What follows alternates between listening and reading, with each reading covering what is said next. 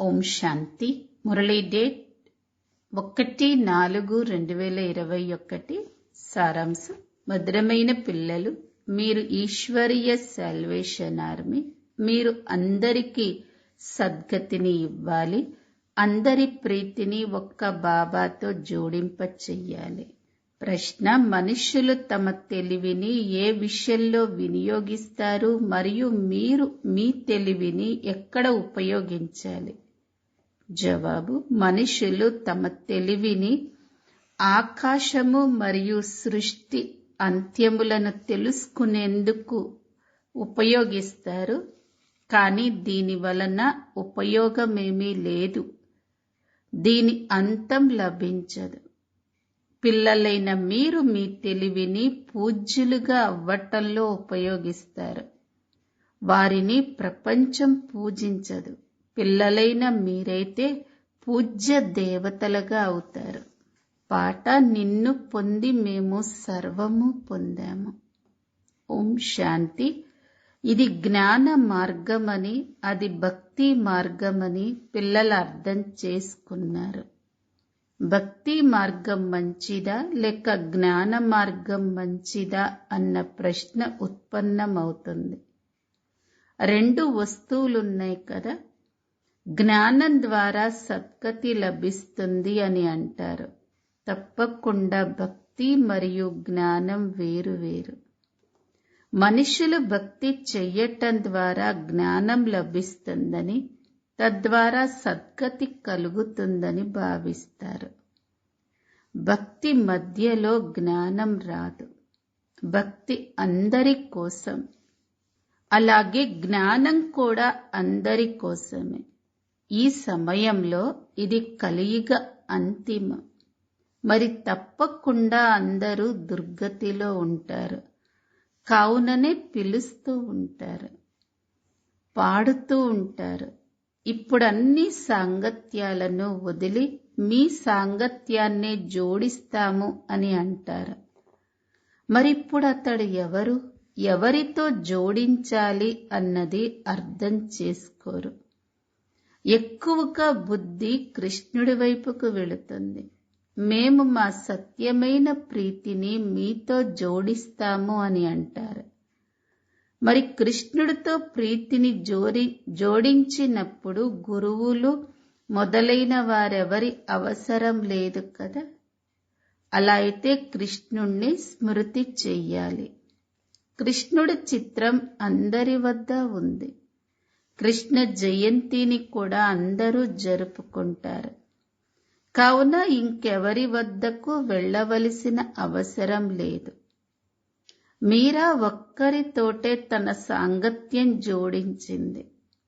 కార్య వ్యవహారాలు చేసుకుంటూ కృష్ణుణ్ణే తలుచుకుంటూ ఉండేది. ఇంట్లో ఉండటం, పనులు చేసుకోవటం, ఆహార పానీయాలు తీసుకోవటం, ఇవన్నీ జరుగుతూనే ఉంటాయి. అన్నీ చేస్తూ సత్యమైన ప్రీతిని ఒక్క కృష్ణుడితోటే జోడించింది. వారు ప్రేయసి ప్రియుల వంటివారు. కృష్ణుణ్ణి స్మృతి చెయ్యటం వలన ఫలం కూడా లభిస్తుంది. కృష్ణుడి గురించి అందరికీ తెలుసు. మేము ఇతర సాంగత్యాలను తెంచుకొని సత్యమైన తోడును నీతోనే జోడించాము అని కూడా పాట పాడతారు. ఇప్పుడు ఉన్నతోన్నతమైన వారు, సత్యమైన వారు ఒక్క పరంపితయే. అందరికీ వారసత్వాన్నిచ్చేది ఒక తండ్రియే. వారిని గురించి ఎవ్వరికీ తెలియదు. పరంపిత పరమాత్మ శివుడు అని అంటారు, కానీ వారెప్పుడొస్తారో ఎవ్వరికీ తెలియదు. శివ జయంతిని జరుపుకుంటున్నారంటే తప్పకుండా వచ్చి ఉంటారు కదా. ఎప్పుడొస్తారు, ఎలా వస్తారు, వచ్చి ఏం చేస్తారు అన్నది ఎవ్వరికీ తెలియదు. సర్వుల సద్గతిని చేస్తారు అన్నది మనుష్య మాతృలకెవ్వరికీ తెలియదు. కానీ ఎలా చేస్తారు? సద్గతి అర్థమేమిటి? ఇది ఎవ్వరికీ తెలియదు. శివ్ బాబా తప్పకుండా స్వర్గ రాజ్య అధికారాన్ని ఇచ్చి ఉంటారు కదా. ఆ ధర్మానికి చెందిన పిల్లలైన మీకు ఇప్పుడు ఇవి తెలియవు, మర్చిపోయారు. మీరే మర్చిపోతే ఇక ఇతరులు ఎలా తెలుసుకోగలరు? ఇప్పుడు శివ్ బాబా ద్వారా మీరు తెలుసుకున్నారు. అలాగే ఇతరులకు కూడా తెలియచేస్తున్నారు. మీరు ఈశ్వరీయ సాల్వేషన్ ఆర్మీ. సాల్వేషన్ అని అన్నా అనండి, లేక సద్గతినిచ్చే ఆర్మీ అన్నా అనండి. ఇప్పుడు పిల్లలైన మీపై బాధ్యత ఉన్నది. మీరు చిత్రాలపై కూడా అర్థం చేయించవచ్చు. ఎన్నో భాషలున్నాయి. ముఖ్యమైన భాషల్లో చిత్రాలు తయారు చేయించవలసి ఉంటుంది. ఈ భాషల జంజాటం కూడా ఎంతో ఉంది. కావున ప్రదర్శనని కూడా తయారు చెయ్యవలసి ఉంటుంది. చిత్రాల ద్వారా అర్థం చేయించటం చాలా సహజం. సృష్టి చక్రంలో కూడా మొత్తం జ్ఞానమంతా ఉంది. మెట్ల చిత్రం కేవలం భారతవాసీలకు మాత్రమే. ఇందులో ఇతర ధర్మాలేవీ లేవు. భారతదేశం మాత్రమే తమో ప్రధానంగా అవ్వదు కదా. అన్ని ధర్మాలు తమో ప్రధానంగా అవుతాయి. కావున వాటి గురించి కూడా ఉండాలి. ఈ సేవా సంకల్పాలన్నీ బుద్ధిలో కలుగుతూ ఉండాలి. ఇద్దరు తండ్రుల రహస్యాన్ని కూడా అర్థం చేయించండి. వారసత్వం రచయిత ద్వారా లభిస్తుంది. లక్ష్మీనారాయణులు భారతదేశపు మొదటి మహారాజు మహారాణి అని, లేక భగవాన్ భగవతీయులు అని కూడా అన్ని ధర్మాల వారికి తెలుసు. అచ్చా, మరి వారికి ఈ స్వర్గ రాజ్యం ఎలా లభించింది? తప్పకుండా భగవంతుని ద్వారానే లభించి ఉంటుంది. ఎప్పుడు లభించింది, ఎలా లభించింది అన్నది ఎవ్వరికీ తెలియదు. గీతలో కృష్ణుడు పేరు వేసి ఆ తర్వాత ప్రళయాన్ని చూపించారు. దానివల్ల ఫలితమేమీ లేదు కదా. ఇది పిల్లలైన మీరు అర్థం చేయించాలి. చిత్రాలు అన్ని వైపులా ఉన్నాయి. లక్ష్మీనారాయణుల చిత్రాలు కూడా ఉన్నాయి. వారి వస్త్రధారణ, పోలికలు మొదలైనవి వేరువేరుగా ఉండవచ్చు. ఎవరికి ఏది వస్తే అది కూర్చొని తయారు చేశారు. ఈ రాధాకృష్ణులే శ్రీనాథ శ్రీనాథినీలు కదా. శ్రీ రాధా శ్రీకృష్ణులు కిరీటదారులు కారు. వారు నల్లని వారు కారు. రాజధాని లక్ష్మీనారాయణలకే ఉంటుంది, కానీ రాధాకృష్ణులకు ఉండదు. దేవాలయాల్లో అనేక రకాలుగా తయారు చేస్తారు, కానీ వారి పేరు ఒక్కటే. లక్ష్మీనారాయణులు వంశాన్ని లక్ష్మీనారాయణుల వంశము అని అంటారు. సీతారాముల వంశము, లక్ష్మీనారాయణుల వంశము అంటారే కాని రాధాకృష్ణుల వంశము అని ఎప్పుడు అనరు. ఈ విషయాలు మనుషుల ఆలోచనలలోకి కూడా రావు. పిల్లలైన మీరు కూడా నెంబర్ వారీగా పురుషార్థమనుసారంగా తెలుసుకుంటారు. ఎవరికైతే సేవపై అభిరుచి ఉంటుందో వారు ఎంతగానో తప్పిస్తారు. మేము అర్థం చేయిస్తాము, కానీ మెల్లమెల్లగా చేస్తాము.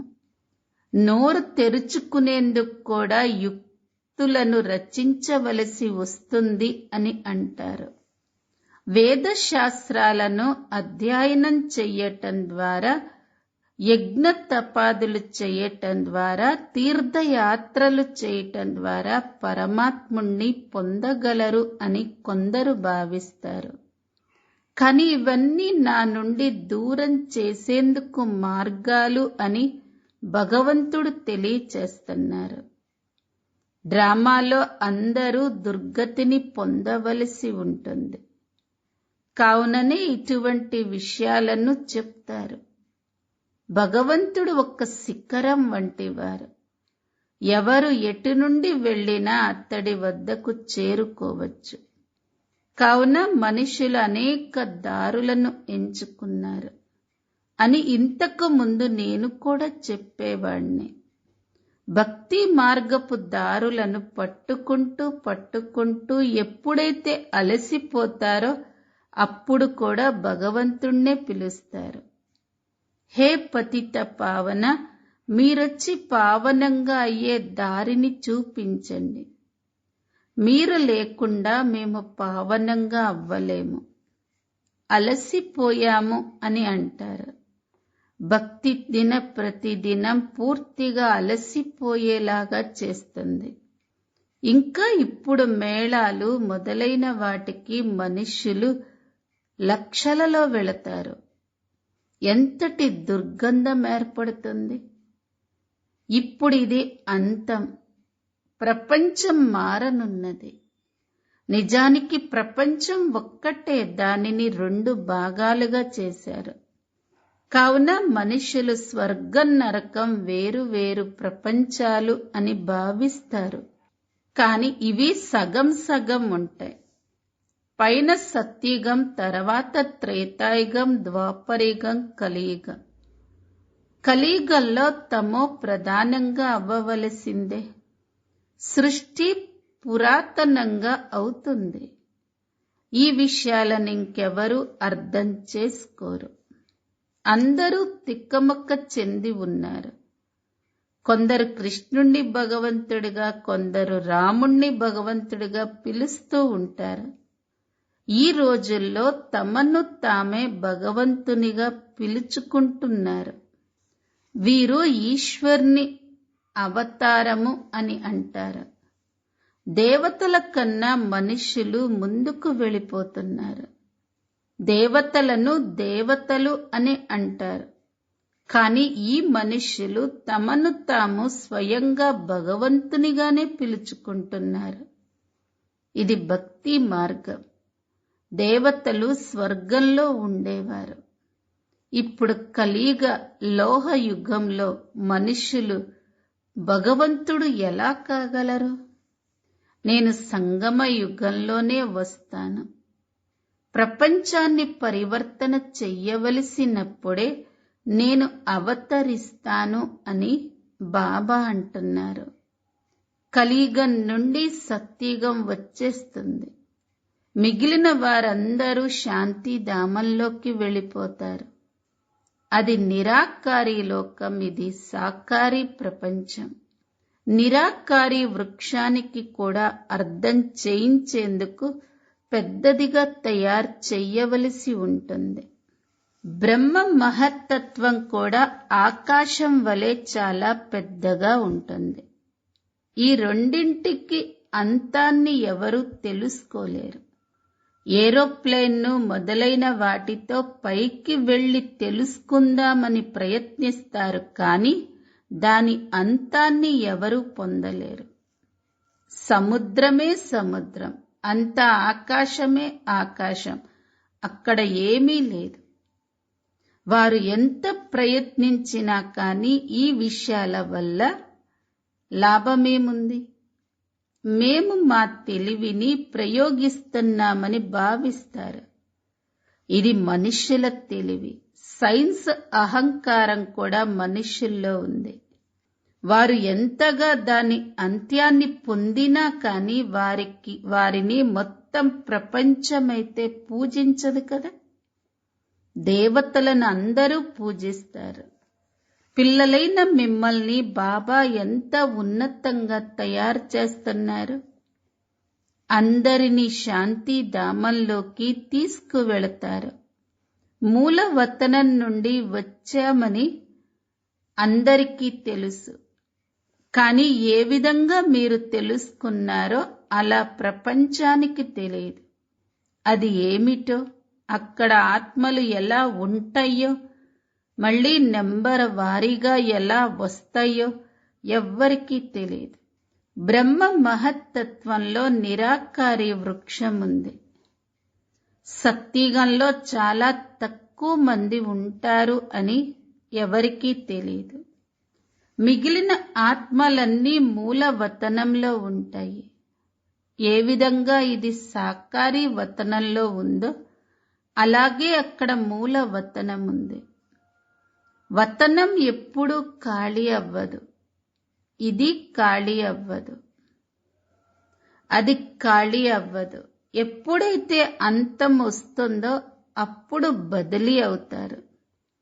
ఎంతో కొంతమంది ఈ వతనంలో కూడా ఉంటారు. మొత్తం వతనం అంతా ఖాళీ అయిపోయినట్లయితే ప్రళయం జరిగినట్లే. ప్రళయం అనేది జరగదు. ఇది అవినాశి ఖండం కదా. ఈ విషయాలన్నింటినీ బుద్ధిలో ఉంచుకోవాలి. రోజంతా నేను ఎవరి కళ్యాణాన్ని చెయ్యాలి అనే ఆలోచననే తిరుగుతూ ఉండాలి. వారితో మీ ప్రీతిని జోడించినట్లయితే వారి పరిచయాన్ని కూడా అందరికీ ఇవ్వాలి కదా. వారు తండ్రి, వారి ద్వారా వారసత్వం లభిస్తుంది. అది ఎలా లభిస్తుందో మేం మీకు తెలియచేస్తాము. తెలియచేసే వారిలో కూడా నెంబర్ వారీగా ఉన్నారు. కొందరు చాలా బాగా ఉపన్యాసం చేస్తారు, కొందరు చెయ్యలేరు. వారు నేర్చుకోవలసి ఉంటుంది. పిల్లలు ప్రతి ఒక్కరూ తమ కళ్యాణాన్ని చేసుకోవాలి. ఎప్పుడైతే దారి తెలుస్తుందో అప్పుడు ఇక అందరి కళ్యాణం చెయ్యాలి. ఇతరులకు కూడా బాబా వారసత్వాన్ని ఇప్పించాలి అన్న కోరిక కలుగుతుంది. ఆత్మిక సేవ చెయ్యాలి అనిపిస్తుంది. అందరూ పరస్పరం ఒక్కరినొకరు సేవ చేసుకుంటారు. బాబా వచ్చి ఆత్మిక సేవలను నేర్పిస్తారు. ఇంకా ఎవరికి ఈ ఆత్మిక సేవల గురించి తెలియదు. ఆత్మిక తండ్రే వచ్చి ఆత్మిక సేవను చేస్తారు. దైహికమైన సేవలను జన్మ జన్మాంతరాలుగా ఎంతో చేశారు. ఇప్పుడు అంతిమ జన్మలో ఆత్మిక సేవను చెయ్యాలి. దీనిని బాబానే నేర్పించారు. ఇందులోనే కళ్యాణం ఉంది. ఇంకే విషయంలోనూ లాభం లేదు. గృహస్థ వ్యవహారంలో కూడా ఉండాలి, తోడును నిర్వర్తించాలి. వారికి కూడా ఇదే అర్థం చేయించి కళ్యాణం చెయ్యాలి. ప్రీతి ఉన్నట్లయితే ఎంతో కొంత వింటారు. తాము కూడా సన్యాసం చెయ్యవలసి వస్తుందేమోనని చాలా మంది భయపడతారు. ఈ రోజుల్లో సన్యాసులు ఎంతో మంది ఉన్నారు కదా. కాషాయ వస్త్రం ధరించి 2 విషయాలు వినిపిస్తే ఎక్కడ నుండైనా ఎంతో కొంత తిండైతే దొరుకుతుంది కదా. ఏదో ఒక దుకాణం ముందుకు వెళతారు, వారు 2 పూరీలు ఇస్తారు. మళ్ళీ రెండో చోటికి వెళతారు. అలా పొట్ట పూజ జరుగుతుంది. అడుక్కునేవారు కూడా అనేక రకాలుగా ఉంటారు. మీ తండ్రి ద్వారా ఒకే రకమైన వారసత్వం లభిస్తుంది. అనంతమైన రాజ్య అధికారం లభిస్తుంది. సదా నిరోగులుగా అవుతారు. షావుకార్లు ఎంతో కష్టంగా వస్తారు. పేదవారి కళ్యాణం కూడా జరగాలి. బాబా ఎన్నో ప్రదర్శనలను తయారు చేయిస్తున్నారు. ఎందుకంటే పల్లెటూరులో ఎన్నో ఉన్నాయి కదా. మినిస్టర్లు మొదలైన వారు ఈ జ్ఞానం చాలా బాగుంది అని భావించినట్లయితే అందరూ వినటం మొదలు పెడతారు. ముందు ముందు మీ పేరు ఎంతో ప్రఖ్యాతమవుతుంది. ఆ తర్వాత ఎంతో మంది వస్తారు. మలినాలను తొలగించటానికి సమయం పడుతుంది. రాత్రింబవళ్ళు ఎవరైనా నిమగ్నమైపోతే ఈ మలినాలు తొలగిపోగలవు. ఆత్మ పవిత్రంగా అయితే ఈ శరీరం కూడా వదిలేస్తుంది. ఇవన్నీ అర్థం చేసుకోవలసిన విషయాలు. ప్రదర్శనలో కూడా అర్థం చేయించాలి. భారతదేశ విషయమే ముఖ్యమైనది. భారతదేశం ఉన్నతిని పొందితే అన్ని ఉన్నతిని పొందుతాయి. ప్రొజెక్టర్ కన్నా ప్రదర్శనలో ఎక్కువ సేవ జరిగే అవకాశం ఉంది. మెల్లమెల్లగా వృద్ధిని పొందుతూ ఉంటారు. దినప్రతిదినం మీ పేరు ప్రఖ్యాతమవుతుంది. 5000 సంవత్సరాల క్రితం కూడా ఇలా జరిగింది అని మీరు వ్రాయాలి కూడా. ఇది చాలా అద్భుతమైన విషయాలు. బాబా సైగ చేస్తారు, ఇలా జరిగింది అని అంటారు. ఇది చాలా స్పష్టమైన విషయం, కానీ ఇది బుద్ధిలో కూర్చోవాలి కదా. వార్తాపత్రికల్లో వేసినట్లయితే ఎంతో కొంత అర్థం చేసుకోగలుగుతారు. జ్ఞాన మార్గంలో ఫస్ట్ క్లాస్ అయిన స్థితి కావాలి. ఇటువంటి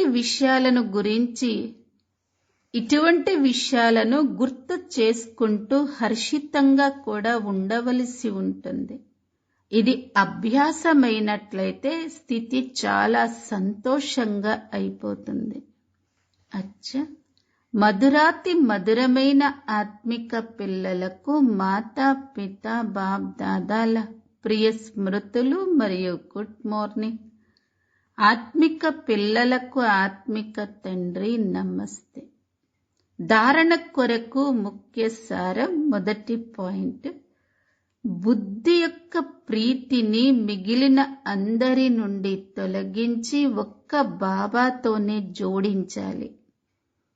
అందరి ప్రీతిని ఒక్క బాబాతోనే జోడింపచేసే సేవను చెయ్యాలి. రెండో పాయింట్, సత్యమైన ఆత్మిక సేవాదారులుగా అవ్వాలి. మీ కళ్యాణాన్ని చేసుకోవాలి మరియు ఇతరులకు కూడా దారిని చూపించాలి. మీ స్థితిని చాలా సంతోషమయంగా చేసుకోవాలి. వరదానం, ఒక్క బాబా స్మృతి ద్వారా సత్యమైన సౌభాగ్యాన్ని అనుభవం చేసే భాగ్యశాలి ఆత్మభవ.